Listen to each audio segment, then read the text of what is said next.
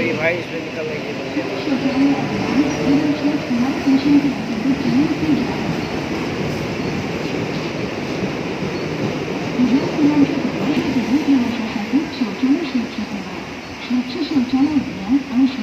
भयंकर बारिश हो गई मुंबई में।